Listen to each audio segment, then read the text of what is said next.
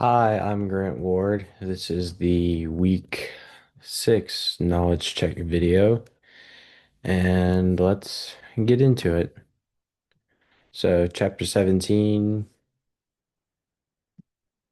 is like first question, what is interactive marketing and how does it influence customer value, relationships, and experience?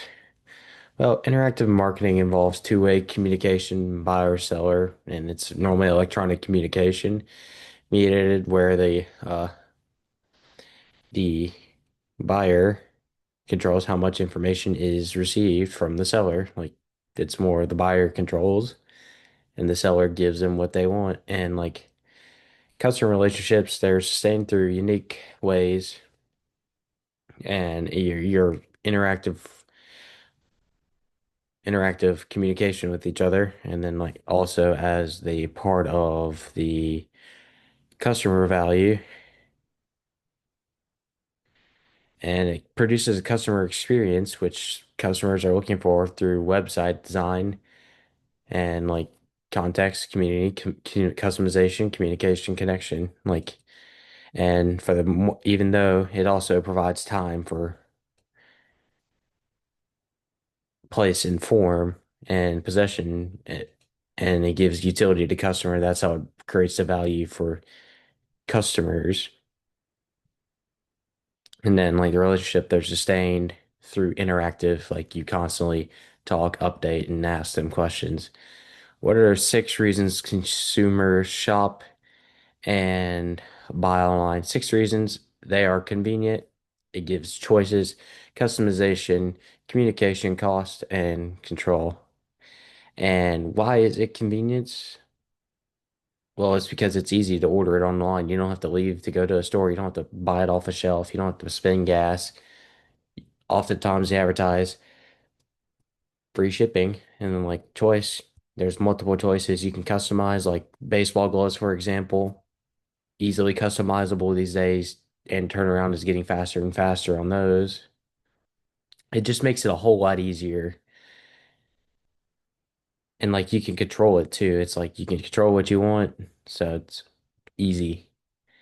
And then multi-channel marketing. Well, multi-channel marketing is an online consumer that,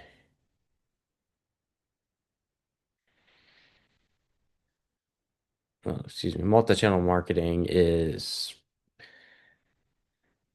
where consumers are reached through different channels. So like you might reach a consumer in social media and they might order on the website. Or hey, you might see an advertisement in store and you go online and look at it a little more. Maybe you buy a new product. Like multi-channel marketing is where you're reaching the consumers on different platforms and they may buy off different platforms from what they've seen it. But the fact is you're reaching them on several different platforms. Chapter 18. To briefly describe the communication process and its elements. Well, communication process is concept of marketing communications to coordinate all of the company's efforts and works into advertising. And like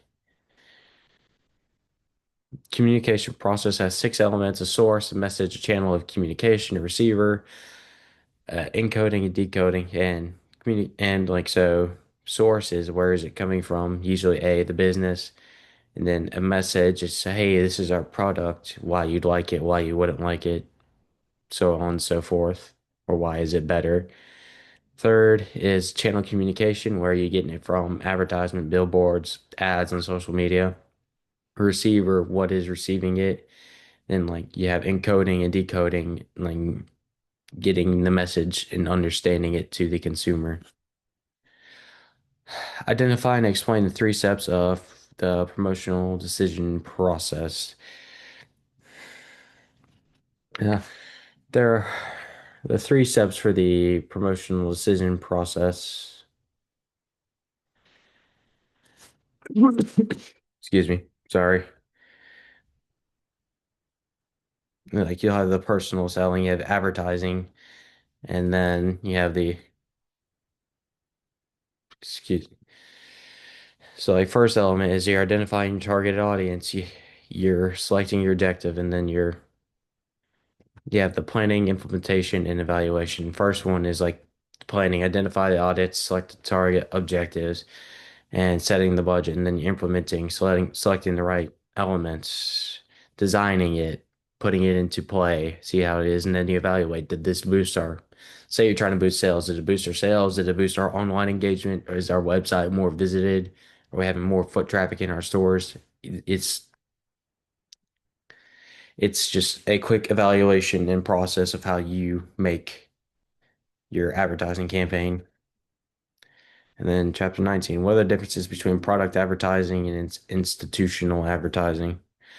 Product advertising are focused on selling a product and service, mainly taking three forms, versus like institutional advertising are used to build goodwill and image for an organization. Like, let's just say the Braves, for example, saying, hey, we got $35 tickets now when tickets are normally $100. It's trying to build a good image saying, hey, we got cheap tickets over here, come to the ball game, trying to put a good image for the organization, having affordable tickets for families versus like the product advertising where you're trying to sell a certain product. Explain advantages and disadvantages of alternative advertising media.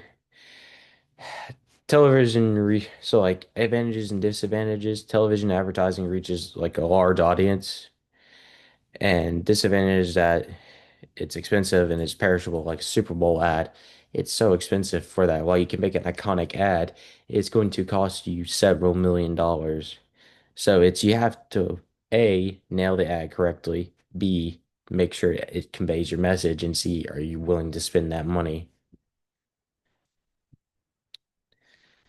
And so that's why it's always in like newspaper, it gets you a local coverage, but if you're trying to go national, then alternative advertising in a newspaper is not really your way to go because it's mainly a local versus a national. And like magazine, and another example could only target specific audiences because A, you have to choose specific magazines to advertise in. And then why are public relations important to organizations and describe what this entails?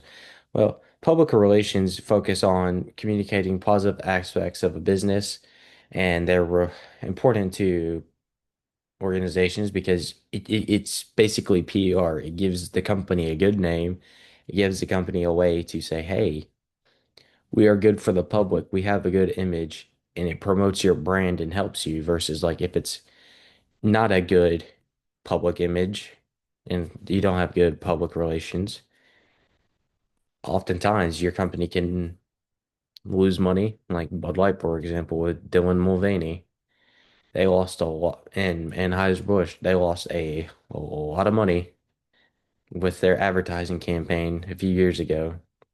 I'm not going to get into specifics of that, but it's just a recent big example that shows you how the public relations is important in business these days. And then there are several different ways you can do this, like news conferences, press releases, all of this. And like nonprofits, they'll use public service announcements.